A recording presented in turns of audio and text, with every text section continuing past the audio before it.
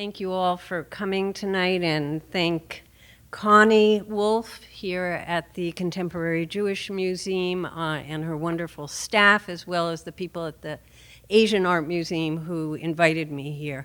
I've been hearing about this museum since Connie first sparked the idea of it, and I'm so excited to be here and really honored and thrilled. So I'm talking about a place quite far away, but very dear to all of our hearts. So my subject today is reconsidering the Shanghai skyline, Jewish influences 1845 to 1945.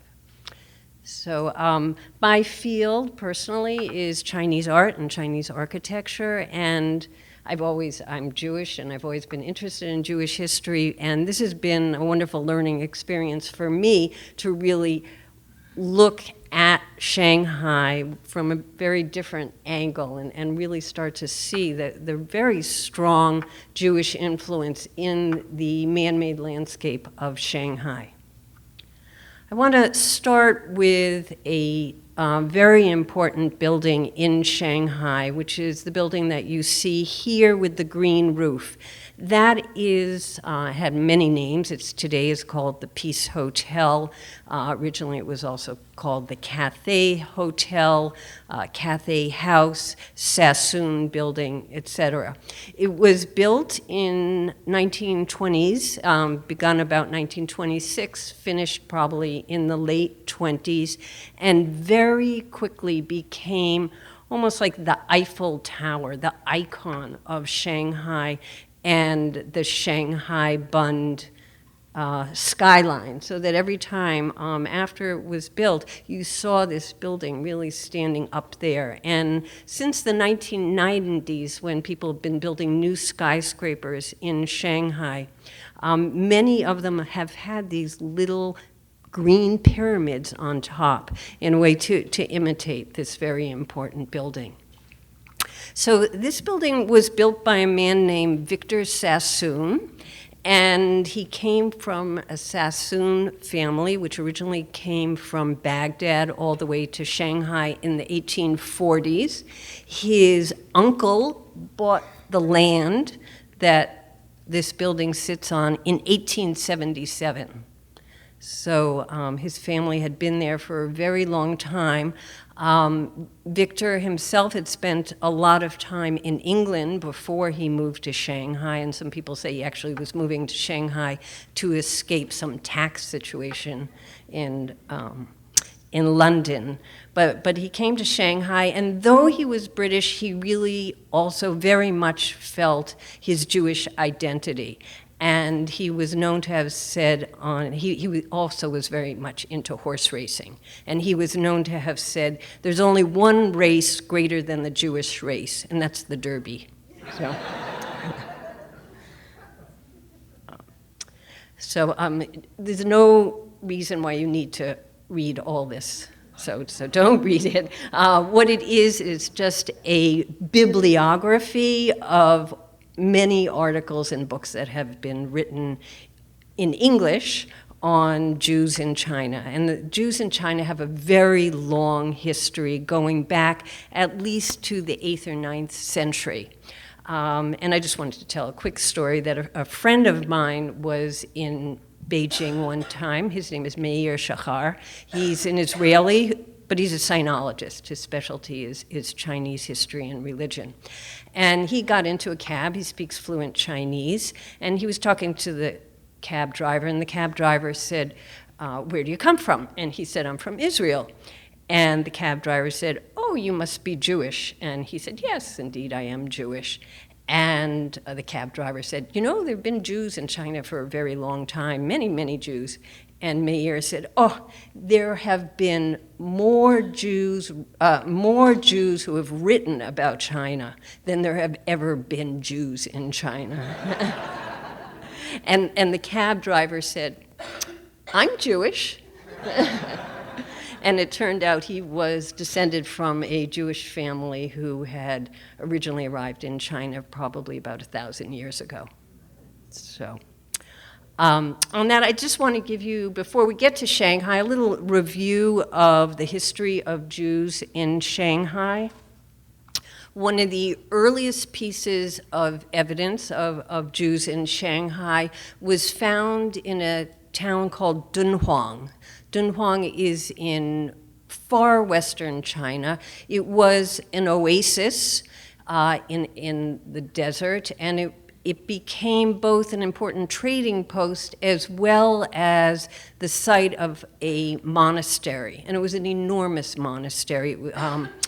The temples are all carved out of rock, so they're all caves, and there are now over 400 caves there that have been carved out and decorated and painted, beginning about in the 4th century all the way up to, there were still people living there in the 19th century, monks.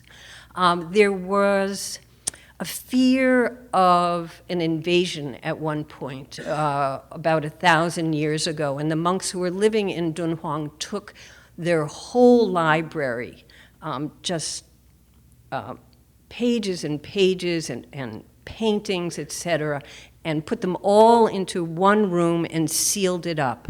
And it wasn't until the end of the 19th century, the beginning of the 20th century, that a wall was knocked down. They discovered this amazing library and incredible resource that is now scattered in various countries. But amongst those pieces of paper was found the image that you see here, which is a Jewish prayer, Slichot, and it was probably written in the 8th, 9th century, and it's in Hebrew. So it's quite a remarkable piece of evidence. And we know that there were probably a lot of traders along the Silk Route, and so they were probably coming through Dunhuang, and somebody dropped a piece of paper while they were there.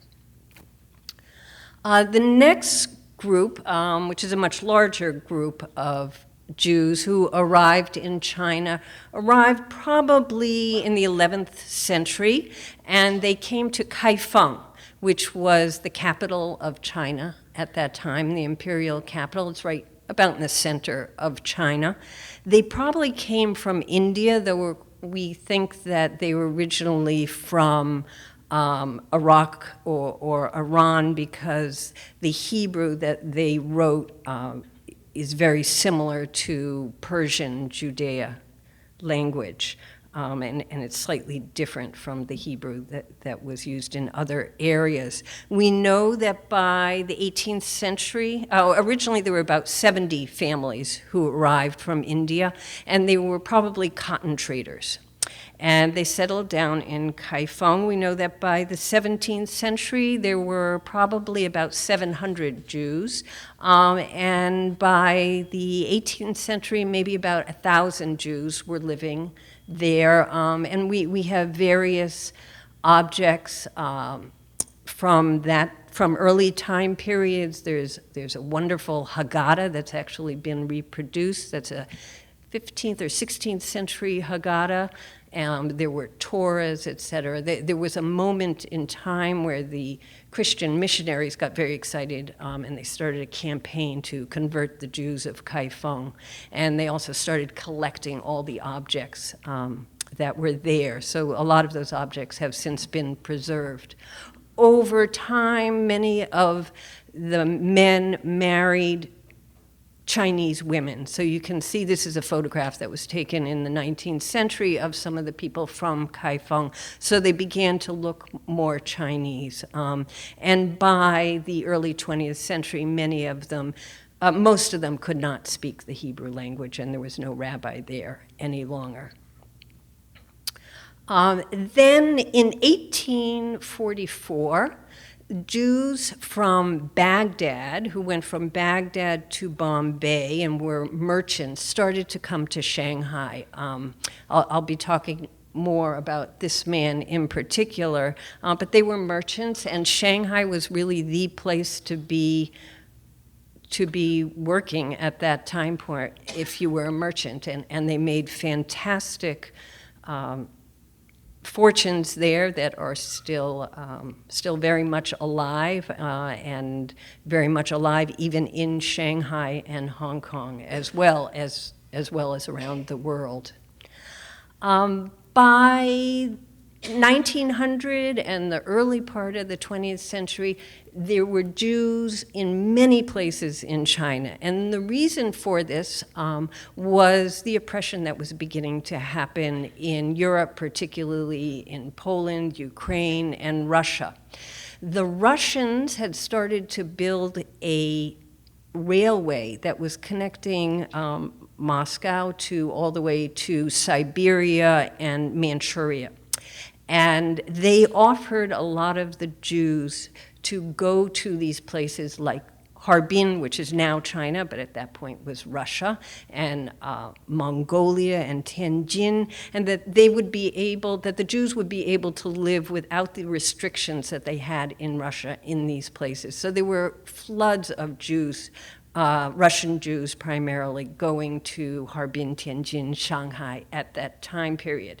And Ulaanbaatar, which is, some of you might know, is the capital of Mongolia today. And I only know that there were Jews in Ulaanbaatar because I was reading a Shanghai newspaper from 1921, and it said, as you see it, there's a little clip of it there. Recent telegram from Kiska asserts that Ungarin is continuing to slaughter Jews and Chinese, nearly 1,800 of them. So it turns out that in 1921, there were 700 Jews in Ulaanbaatar. Ungarin is what it was called at that time period. It's a complex reason why they were being slaughtered, but they were being slaughtered basically by Russians who had come in. And these people did very well in China and what was then Eastern Russia, and built enormous, beautiful synagogues, many of which are still standing today. Then in the 1930s and 40s, as the Holocaust was happening, Shanghai was really the only place that Jews could go. It was a place where you could go if you didn't have a passport. And so there were about 30,000 European Jews who ended up in Shanghai at that time period. And though many of them lived within restricted areas, they had a very rich cultural life there. There were orchestras and artists, and they built new synagogues. There was also publishing going on in Hebrew. And if you see this little clip here is something I actually found on eBay, and it's a Talmud, and it was published in Shanghai. So for those of you that read Hebrew, it says right on the bottom, it says Shanghai. So let me tell you about some of the characters that were living in Shanghai and some of the ones that were most influential. And I'll say that when one's looking at the skyline of Shanghai, it really is primarily the Baghdadi Jews who made the biggest impression on the skyline there. Elias David Sassoon was the man who came from Bombay to Hong Kong and then on to Shanghai. He was a major merchant even before he reached Shanghai, and he was wanting to expand his trade. And what was his trade? It was, one of his main aspects of trade was actually opium. As many of you know, a lot of Europeans and Americans were involved in the opium trade. They, early on, Americans and Europeans were buying tea and silk from China, but there was nothing that the Chinese particularly wanted from the Americans and Europeans. They felt they had everything. And so the one product that the Americans and Europeans discovered that the Chinese were interested in was opium. And so that was a major item of trade. The opium was grown in India, and so what the traders would do is they would stop in India and then bring it to Canton first to do the trading. For the Sassoons, it was probably even easier since they were based originally in Bombay and India, and so they could just bring the opium. He also eventually went into the property and real estate business, and he and his sons bought a lot of land in Shanghai. One of his sons, Jacob Sassoon, is shown down there. He's the man who in 1877 bought all the land on the Bund. And Victor Sassoon, who just died in 1961 and came to Shanghai about 1923, is one of the people who was so important and essential to really changing the Chinese skyline and built the Cathay Hotel, the Peace Hotel. Another family was the family of the Hardins. Silas Aaron Hardin was also born in Iraq, not to a wealthy family, eventually also went to Bombay, worked for the Sassoon family, and then went from Bombay on to Shanghai, where at first he worked for the Sassoons in real estate and property, but eventually he broke off and started his own company. When he died, he was the richest man in Asia. So he was quite an amazing person. He married a woman who was part Chinese and probably part Jewish as well. Her name was Liza Hardin, and they built a magnificent estate in Shanghai, and I'll show you some more pictures of it in a moment, but here you can see just one piece of it, which has a pagoda. There were many, many other people. There was Eli Kadori of the Kadori family, again from Baghdad, Bombay, Hong Kong, and Shanghai, also in the property business. Also, family had a lot of rubber plantations, real estate, and hotels. For those of you who know Hong Kong, the Kadori family started the Peninsula Hotel. Originally in Hong Kong, it's now a chain hotel. There's beautiful peninsula in Beijing and other peninsulas around the world. It's a 5-star hotel. And today it is still owned by the Kadori family. There's also a very interesting man named Edward Ezra, also a Baghdadi Jew, but he was born in Shanghai. He was in opium as well and real estate. He was one of the largest landowners in Shanghai. He also started a newspaper called the Israel's Messenger, and I'll show you clippings from it here and there. It's all available on the internet. So from 1904, I think, to 1921. So if you ever have time, you just want to download it and learn about the Jews in Shanghai. It's a fascinating education to read this newspaper. It has information about everything that was going on in the Jewish community. It has advertisements for boarding rooms, for jewelry stores, for textiles, both for kosher butcheries, kosher restaurants. It also tells you the times and service of the services and the locations of the services. And it talks about the proposal to have an Israel in Uganda before Israel was established, before the Balfour Declaration. British had this wonderful idea to have all the Jews go to Uganda, and so they write about that. They're also very fascinated by the Jews in Fung. Elias David Sassoon, when he first arrived in Shanghai in 1844, 1845, he wrote a letter in Hebrew to the Jews of Kaifeng saying, so great to know that you're all here, and if any of you want a job, please come to Shanghai, and I'd be happy to employ you in my company. So what I'm going to be talking about now and showing you is some images of the Shanghai that some of these people built.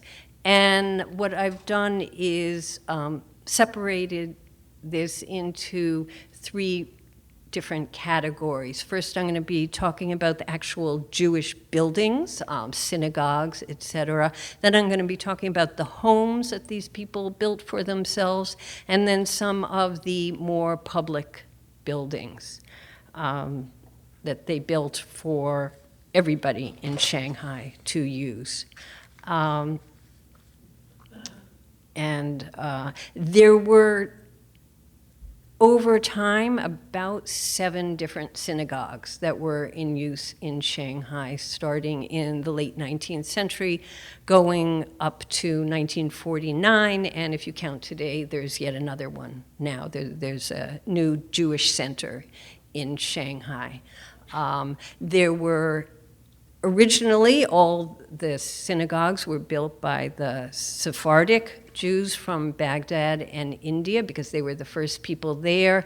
Eventually, the Ashkenazi, the Russians who were coming down, they had joined into the services with the Sephardic, but there's a wonderful clipping from one of the newspapers where they announced that the Ashkenazi are deciding that they're going to build their own synagogue. And the reason is because the Sephardic people have noticed that oftentimes the Russian Jews really don't know what's going on in the services. They just can't follow the service.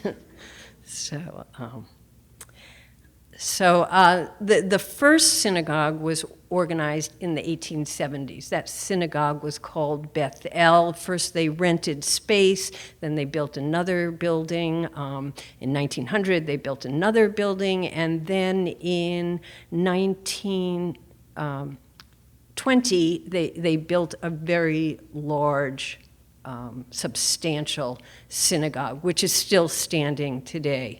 It's called Ohel Raquel. It was mostly financed by Jacob Sassoon, and it was named after his wife, who had just passed, his mother, Rachel, who had just passed away. It's a very interesting style of synagogue. It looks very European, obviously, and it was modeled after British synagogues. It was modeled after the Spanish and Portuguese synagogue, which was built originally in 1701, as well as the Lauderdale Road Synagogue, also in London, built in 1896. And it's very typical in many ways of synagogues at that time period in Europe. It's interesting, even though this was built by somebody who was originally from Baghdad, it doesn't have any Baghdadi influence. Then when the Ashkenazi finally decided that they could build their own building, at first they had their own separate services in spaces provided by the Baghdadi Jews, but eventually they built their own building. It was built in Hongqiu, which is a northeastern section of Shanghai, quite separate from where the Sephardi Jews were living. And this was called Ohel Moshe, and again, it is still standing there, and it is now a museum to the history of the Jewish refugees that were.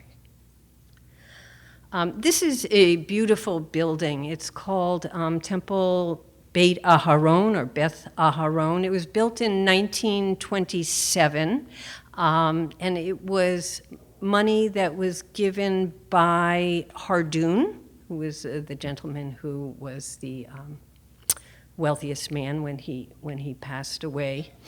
And what happened amongst the Sephardic community, the community from Baghdad and Bombay, is that some were more observant than others. And so they split off and they had a separate congregation, and then in 1927 they decided that they were going to build themselves a monumental synagogue.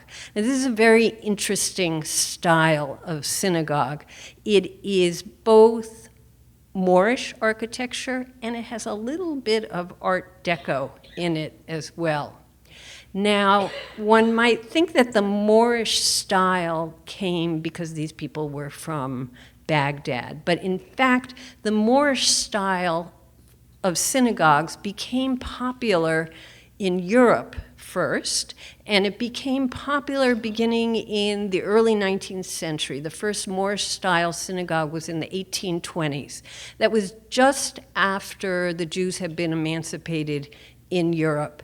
They felt like they could finally really make architectural statements on the landscape of Europe, and they started building monumental synagogues.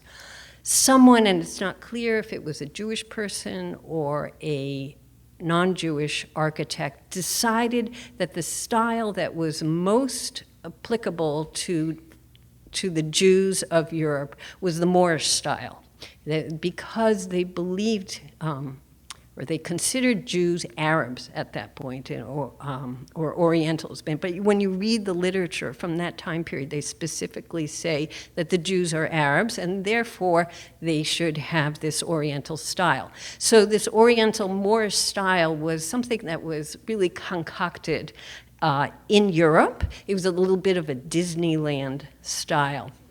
And I find it so funny that when the actual Arab Jews in Shanghai decided to build a new synagogue, they went and adopted from Europe this pseudo-Moorish style.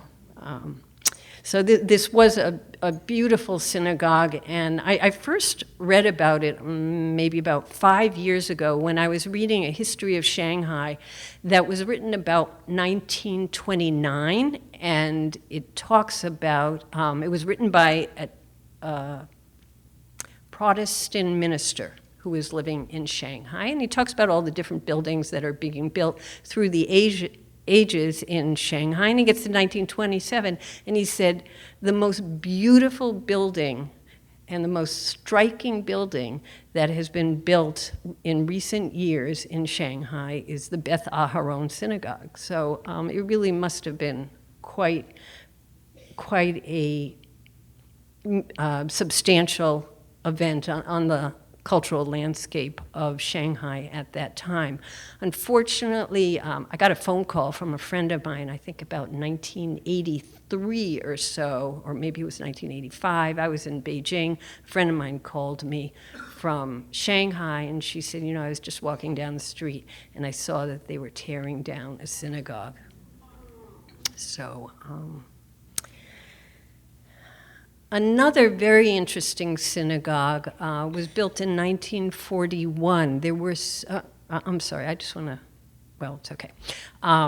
There were so many Jews in Shanghai by this point that they were just overflowing all the synagogues.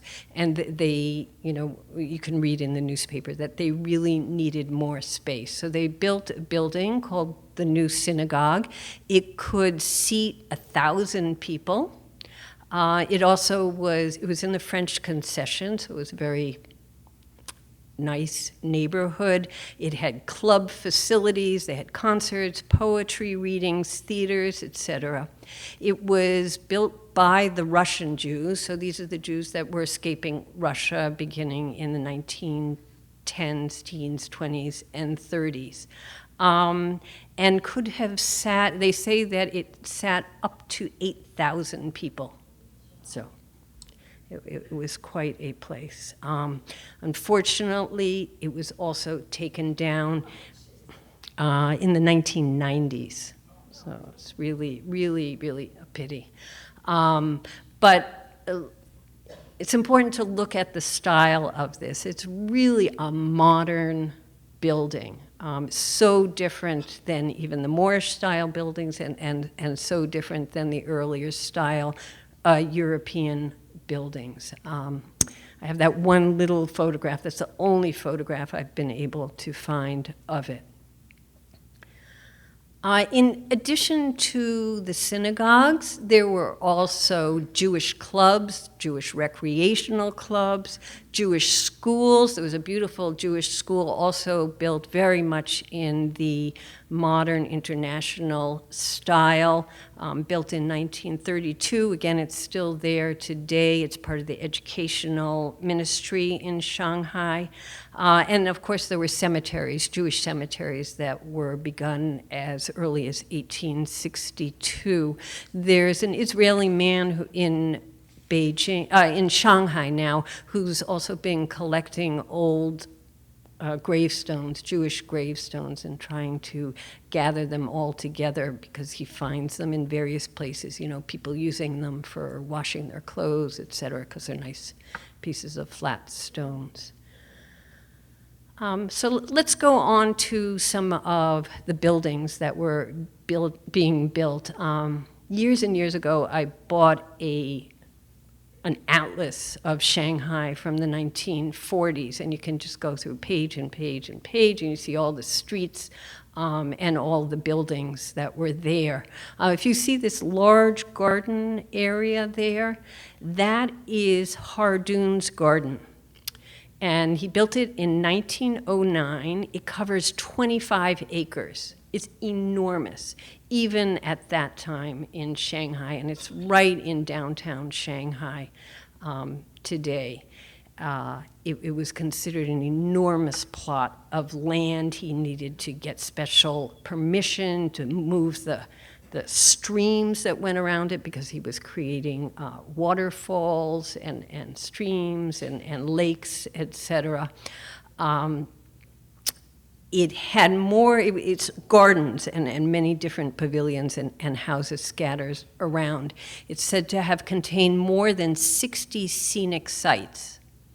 And it became an important gathering area in Shanghai for Shanghai intellectuals, particularly revolutionaries, people that were reformists, and people who read poetry and artists. And as I said, Hardin married a woman named Liza, and she had a Chinese name, but her English name was Liza, and he named this garden Ai Yuan. Yuan is garden, Ai is love, and it just means the garden of loving Liza. So it's very sweet. She was, as I said, half Chinese, half Jewish, and she was a Buddhist, and the whole place was actually designed by a Buddhist monk, a man named Wong.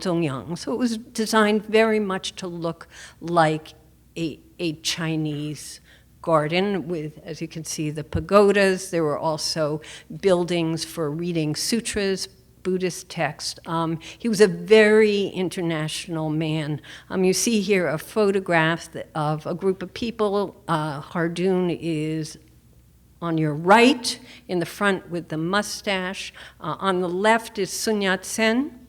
So he associated with really very important people, and the Ai Yuan was a very important space in Shanghai. Unfortunately, after he died, there was a big fire there, and then eventually the whole place was torn down. And if you know Shanghai, it's where the Shanghai Exhibition Hall is today, which I've shown there. As I was saying, Kadori, Eliezer Kadori, was another very important merchant, also from Baghdad. He built a building which is sometimes called Marble Hall. It has over 30,000 square feet of living space in it. It is absolutely enormous. There are all sorts of rumors about why it was built so large, but some people say he was away out of town. He just gave somebody some money, and they just kept building and building and building. But other people say that he actually knew exactly what was going on. So this 30,000 square feet of house, all the walls, interior and exterior, as well as the floors, are covered with Italian marble. So it's quite a sight, and the building still exists. It was taken over first by the Japanese when the Japanese came into China, and eventually the Chinese Shanghai government took it over, and it's now the Children's Palace. So it's a public building now. This is the home of Edward Ezra, the man who started the Israel's Messenger newspaper. Again, palatial, amazing ballrooms, lakes, fountains, etc., extremely extensive. It still is standing today. There were many other Jews who were building homes. This is the Moeller residence that was completed in 1936 by a wealthy British Jewish man. Some people say that he was Swedish, some people, there's, again, all sorts of stories about this quite magnificent house. One story is that he came to Shanghai absolutely penniless, started betting on the horse races and made fabulous amounts of money and eventually went into the shipping business. One day his daughter had a dream about a fairy tale palace and the father said, "I'll build it for you." So it's quite a fantastic place. And again, in the 1990s, when people started building modern skyscrapers, they often put little steeples on top in imitation of this house. It's now a hotel, and you can stay there, and I've stayed there. It's very enjoyable. Many other houses were built by the Jews living all over Shanghai. This is a building that was belonged to the Komor family, who were Hungarian Jews. The house was built in 1929. Again, they were merchants. The house is designed by a man named Ladislav Hudek, who was probably one of the most important architects in Shanghai at that time. Did beautiful deco and international style houses. And of course, when the refugees came from Europe, they also lived in houses. They didn't have the good fortune to be able to be building beautiful modernist buildings. They lived primarily in what was already there. And they were not very substantial homes such as these. They were small hovels. Amongst the refugees, there were many artists, and so we have wonderful images of what some of these houses looked like, and this was done by a man named Fisher, who came from Europe and made images depicting the living conditions there. These are some other works by artists, Jewish artists, refugees who came to Shanghai and just did their thing and became important parts of the cultural scene in Shanghai. So there were painters, there were musicians, and of course there were many writers and newspapers. And it was, as I said, a very lively, rich cultural town. So let's move on to some of the businesses. And I'm going to focus quite a bit now on the Sassoon family, since they were some of the most important builders in Shanghai at this time period, and really ones that made a great impact on the landscape in Shanghai. This was David Sassoon's early buildings, built in the late 19th century. But as time went on and more descendants started building, they started working in other styles. And as I said, this is the building, the Cathay Hotel or the Peace Hotel, a Sassoon building that was built by Victor Sassoon in the second half of the 1920s. It was designed by a company called Palmer and Turner. They were a British architectural firm that had been in Shanghai and Hong Kong for a very long time. They had mostly been building buildings in the Beaux-Arts style, neoclassical buildings. They had never done anything modern or deco. Somehow Victor Sassoon, who had come from England and obviously had seen a lot of what was happening in architecture in London, convinced them to build this building, which is very, very deco in style. You see it under construction on your right, and on the left you see it just after it was finished. And as I said, it really changed the skyline of the Bund in Shanghai greatly. Most of the buildings, all of the buildings up to this time period the highest were 10 stories, so they only went up to 10 stories. Victor Sassoon decided he really wanted to make something big. This is 20 stories high, so it was double the size.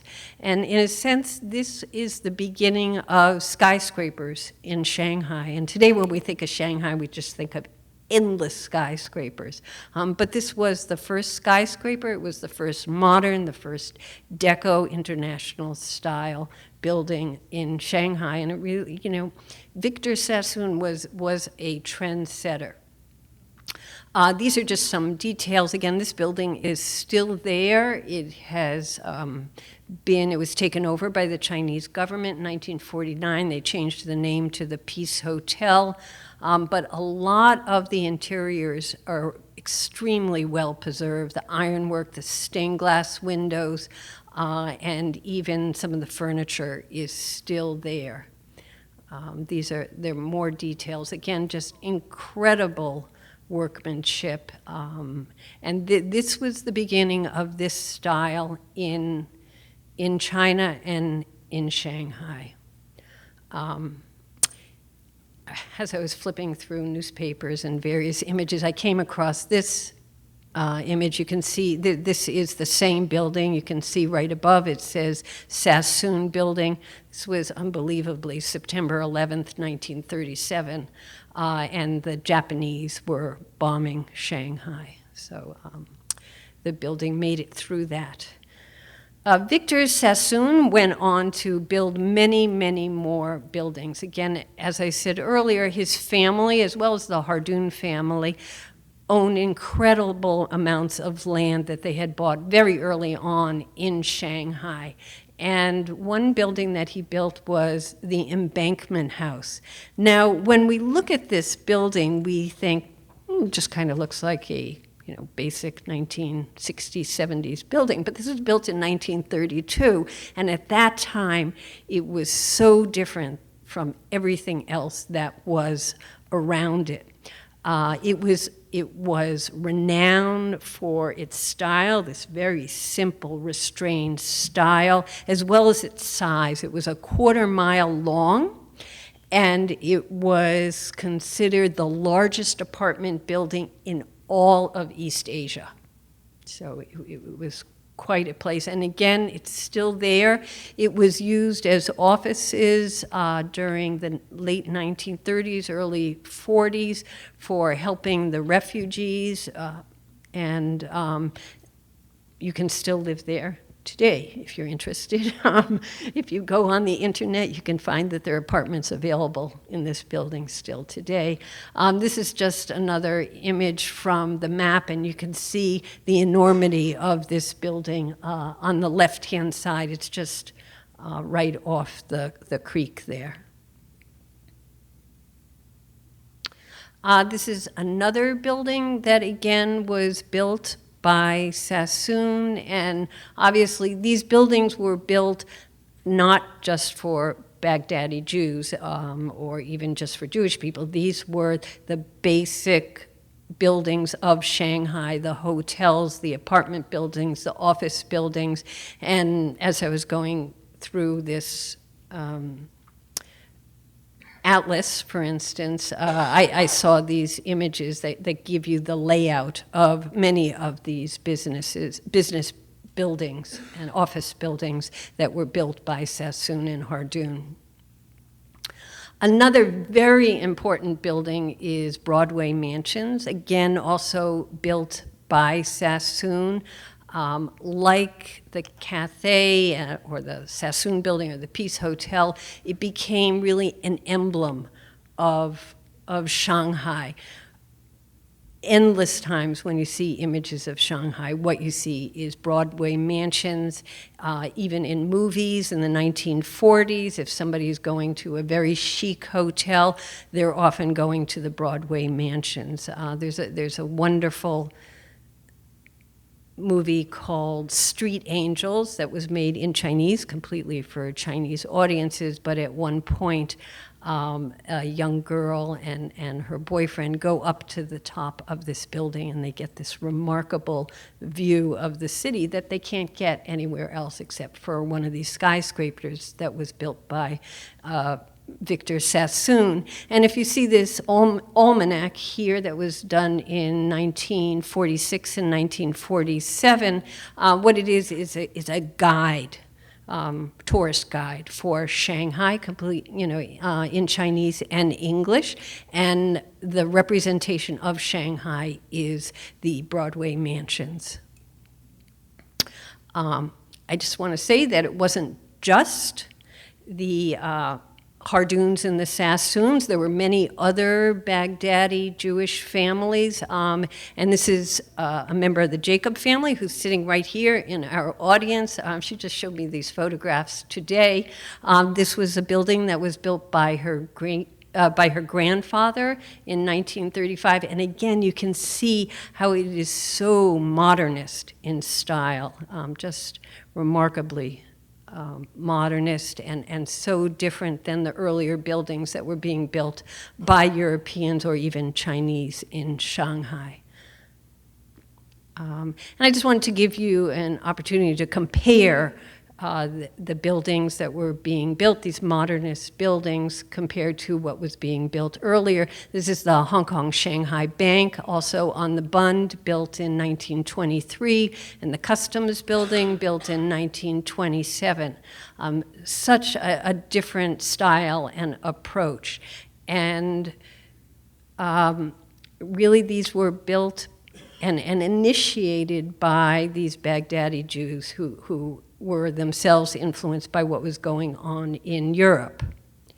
And I just want to talk a little bit about influence, because when I talk about influence, there are many different types of cultural influences that have been going on for thousands of years in global trade. If we think about chinoiserie, the Europeans in the 18th century, early 19th century were fascinated by Chinese imagery in kind of a superficial way, but they were grabbing little parts of Chinese design, such as pagodas.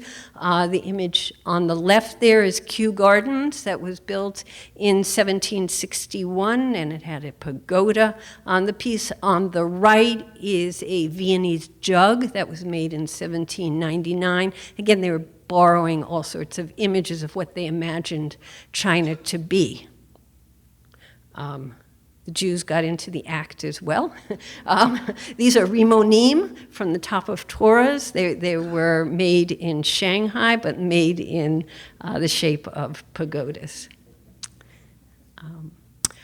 But when I talk about Jewish influence on the Shanghai skyline, I'm not talking about Jewish designs like the Star of David, just papering the facades of buildings. I'm talking about something stronger and deeper.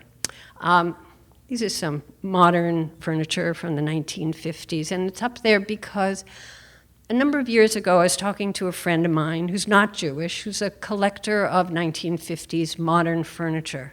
And he turned to me and he said, "Nancy, why do you think it is that there are so many Jewish people who were collecting this modern furniture and buying this modern furniture in the 1950s when nobody else was?" And I thought, that's a very interesting question. I thought about my own family, and my parents had furniture like this in their house. Our house was filled with abstract art. There was nothing in my home that was traditional European. My parents didn't like anything that was highly carved. And I thought about why this happened, and you can see this continued, this same interest in modern architecture and modern furniture continued in design in synagogues as well in America. This is a synagogue that was designed by Frank Lloyd Wright in 1959. And I think part of the reason is that Jews did not feel tied to the traditions of Europe. They wanted to make their own mark, and they wanted to do something bold. In the 20s and 30s, the Jews were getting wealthier. They wanted to make their mark, and they didn't feel like they needed to be involved in the traditional European styles and designs. They wanted to go out and be different and grasp the new and look forward and be bold. And when I think about the interest amongst Jews in 1950s furniture, it reminds me again of Victor Sassoon, who was no longer interested in the old European styles that had filled Shanghai. He wanted to do something different and new. Now, I was going to tell you that this was an image of Shanghai, but it's not. This is actually Tel Aviv. And if you walk through Tel Aviv, it looks very similar to Shanghai. And the reason is because there were many buildings built in the 20s and 30s in Tel Aviv that were of this same modernist style that was becoming popular in Shanghai. And in fact, Tel Aviv has the largest collection of architecture from the 20s and 30s in this style. There are 4,000 buildings that are still standing today in Tel Aviv. And I think this is, in a sense, very much connected to Shanghai and the modernist and international style that we see burgeoning in Shanghai, first amongst the Jewish clients and patrons. Now, just to go backwards in time to Europe, to think about what gave the Jews the gall to go out and be making these bold statements on cultural landscapes. As a friend of mine, I was having an email conversation with him, wrote to me a few weeks ago. He said, in earlier times, synagogues were more likely to be storefronts located in crowded ghetto lanes. How did the mindset go from better not draw attention to ourselves to place of worship, lest the Gentiles attack it, to let's build a fancy synagogue on the most valuable and visible property in town? And the answer to why that happened is because of the emancipation of the Jews that happened in Europe in the late 18th century and the early 19th century in different dates in various places, that Jews were suddenly allowed to be buying land in the most important sections of town. They could buy land, they could make money, they were becoming wealthy, and they finally felt it's time for us to make a statement about ourselves. We are part of this cultural landscape. And they started building enormous synagogues. And as I said, many of them started to be built in this Moorish, pseudo-Moorish style. And these are just a couple of examples. The man who wrote that email to me sent me a photograph of the synagogue that was in the village where his mother came from in the Ukraine, an area that was originally part of Czechoslovakia. And you can see it's a magnificent pseudo-Moorish synagogue. And on the right there is another one of these magnificent buildings that was built in, I'm not sure how to pronounce it, Pizin, I think. In Czechoslovakia. So that brings us back to Shanghai. And as I was flipping through my atlas, I noticed that Shanghai had a Rue Andre Cohen. And as I drive through the United States, I often look around to see how many streets are named after Jews, and there are not very many. We finally got the Leonard Zakim Bridge in Massachusetts, in Boston. But it's really, fascinating that for a time there was a Rue Andre Cohen in Shanghai. It's no longer called Rue Andre Cohen, but So I want to end with that, and I just want to say one other thing before I end. I want to read a quote from a book I've been reading. It's called Emancipation. It's by Michael Goldfarb, and it's called How Liberating Europe's Jews from the Ghetto Led to Revolution and Renaissance. And in his introduction, he says, the Talmud tells us that there are 613 mitzvot, commandments mentioned in the Torah that Jews must perform. Without violating the sanctity of the 5 books, I think there's one more. Those of us born after the Holocaust have a responsibility to reclaim and retell one part of the history of our people, not just in honor of those who lived and were murdered for it, but to help guide us to a renewed understanding of who we are. So, thank you very much.